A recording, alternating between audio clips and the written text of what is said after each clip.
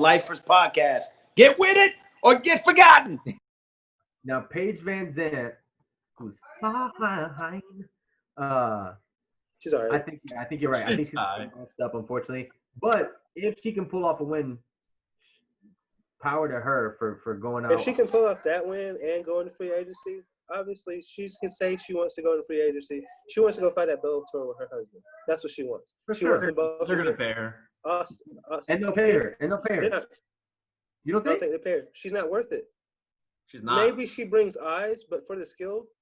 Just be a right girl. But again, what matters? I know. A lot of it's But the eyes. is she really putting butts in seats for pay-per-views? Like, is she the person that puts somebody on for the pay-per-view? Like, she might do good for fight nights. I don't think she's bringing any numbers to pay-per-view. No, but people might be more interested if they see a fight card, not for nothing, a little bit of vein, but if the girl looks pretty, they can be, oh shit, she's fighting. Oh, she's it gets people. I think beauty, the imagery, I think gets people, casual people, into the fight and say, ooh, who's this hot chick fighting? Mackenzie Dern. What's up, Mike? Mackenzie Dern, yes. I mean, at this point, the UFC's got no clue what they're doing.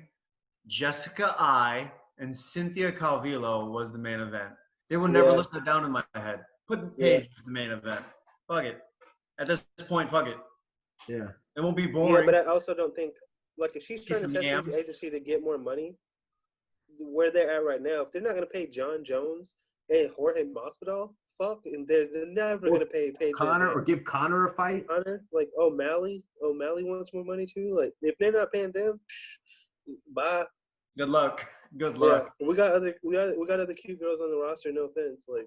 So that's what I was talking with Kev a little bit about. Dana White saying that the UFC isn't a career; it's an opportunity. And initially, I'll be honest, I was kind of like, well, that's kind of dumb because obviously people have made a career out of fighting. Yeah. But I feel like in the similar terms, you gotta be able to capitalize though. I feel like it's similar to football, right? You can't consider everybody who's played football to have a career in football. Is it based on the longevity that they played that sport or the amount of money that they made during the time that they played that sport, right? To set up a career. If you think about your career move, you make a career salary, you make a certain amount of wealth to better your life in one form or another, or to keep it sustainable, right? These fighters, it's all based on their talent and skill. I feel like a lot of these fighters, they don't last nearly 3 years because it's just a different sport. Like, you lose once, and if it look trash, you'll get fucking dropped. That's it. It's their prerogative kind of thing.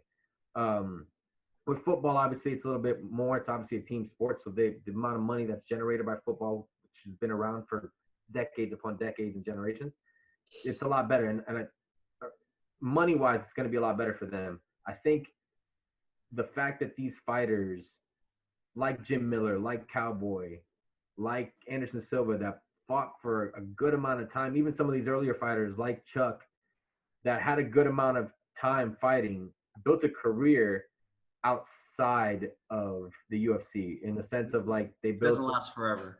They got their gyms. They built some sort of wealth outside of fighting, because fighting alone doesn't do it, I feel like. Unless you're making stupid money, even then, you have to have something outside of fighting, because fighting alone isn't going to just pay your bills.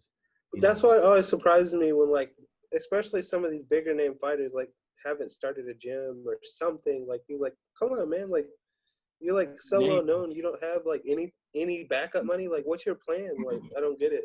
Yeah. And granted, I feel like that's something that's probably harder. Like football players, right? Not all football players can just come up with any sort of, like, a football. Yeah. You know what I'm saying? Yeah, but like, it's fighting wise, like, these guys they can create their gym. They can. Right. You know what I'm saying? So they have these opportunities that, it's crazy that they don't take advantage. Like, it's wild to me that some of these guys just are, Mike Perrying it up and just, sending out money, having a good time. Yeah. And it bites him in the ass, unfortunately. So I think that's why you see the Masvidals, the John Jones, maybe the O'Malley. Some of these guys just hold out because they're like, listen, I have my other shit that's making me money too. I don't need to fight. No, that's why, like, I love O'Malley. She makes more money off her sponsorships for social media shit, for doing, like, advertising for products than she does for fight. Yeah, but that's must be nice. Like, Of course, because she's a good-looking girl. But that's the only reason they're not giving Cavillo something to be. You know, That's what I'm saying. And not everybody can get that. I'm saying that's how Instagram works, I guess. Well, I think nowadays these fighters have opportunities to brand themselves out of just fighting. Just a matter of they also have to produce. That's the thing. They can't just talk shit. You know. I mean, granted, hey, listen, Dylan Dennis made it somehow. He's fought two times in the Bellator, right? He's 2-0, and he's somehow brought himself to some sort of position, I guess, to be able to afford a certain lifestyle. Granted, obviously, Connor helped a lot with that, but yeah, it goes to show sometimes it's about the way you can market yourself and your skill. Because Dylan Dennis is skillful; he can fight. Yeah. You know, he just hasn't fought. What were you gonna say? He hasn't fought like good people yet. Yeah. I think, and this can probably go for any sport. If you're not in the NFL, NBA, UFC, and you're a basketball player, football player, MMA fighter, nothing matters until you're in that organization, really. I mean, not taking anything away. Yeah, I guess like monetarily, yeah. Yeah. You're not taking anything away against like Bellator or ONE FC, but you have to build yourself up. Your athletic career is defined by those leagues. So if those big fighters want to adventure in the free market, they'll find money elsewhere. But the most money to be made is in UFC, hands down. I mean, it continues to propel them, and I think that. But the problem is, they want to be making more money from the UFC more than their side businesses. And I think right now they look at it as like, well, I can sustain off this. I don't need to necessarily put myself in danger because I think they're looking at it as like, listen, like John Jones in particular, he's going up in weight. He's like, I make $5 million off my pay-per-views. Let me get 7.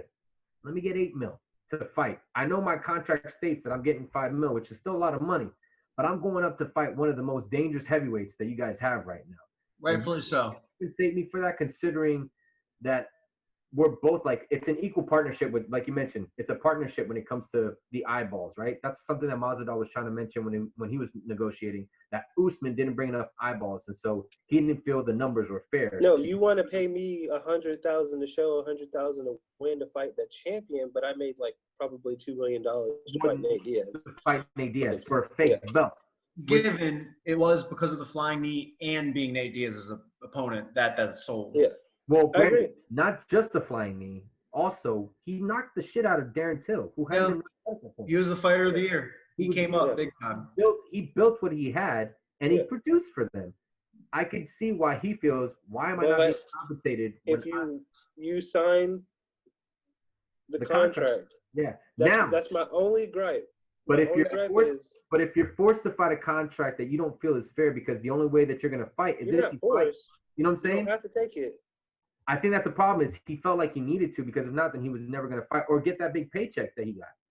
Let me put it this way. If you're going up in the rankings, I feel like the money should follow. You know what I'm saying? Yeah, I agree. Especially and maybe it would have over time, or like give him, the time to you. But you sign an 8-fight contract. Yep. You can't be wanting to renegotiate your contract after you knock it out in the second fight of your contract. You sign the contract. Don't sign a long ass fucking contract. How do y'all not know this? Good point. I don't understand. And that's literally every fighter that's complaining. Literally every fighter. Like I don't get it. Like I go to work every day. I want to make more money, but I know how much I'm set to make. I can't go to work and be like, damn, that was a hard day. Pay me more money. That's a good point. That's a very good point. I also think that, and people are doing it during the pandemic because, I mean, there's a lot of uncertainty moving forward. We don't know. I mean, as far as 2020 goes, I feel like anything goes. And maybe they just want to get Earth's final season. Right? It's Earth's final season. And then we get taken over by Mars, and we Dr. Disrespect just got permabanned from Twitch, so the world is definitely ending. I don't know. Yeah. Whoa, really? Yeah, bro. Do you know why? No one knows why. Look, we can't even talk about this shit. So Tony's phone is like, nope, I'm out of this. Wait a second, because that was the #1 guy on Twitch, right? Yeah. He just playing music or something. He just signed. But they never said why though. They haven't released it. That's the craziest thing.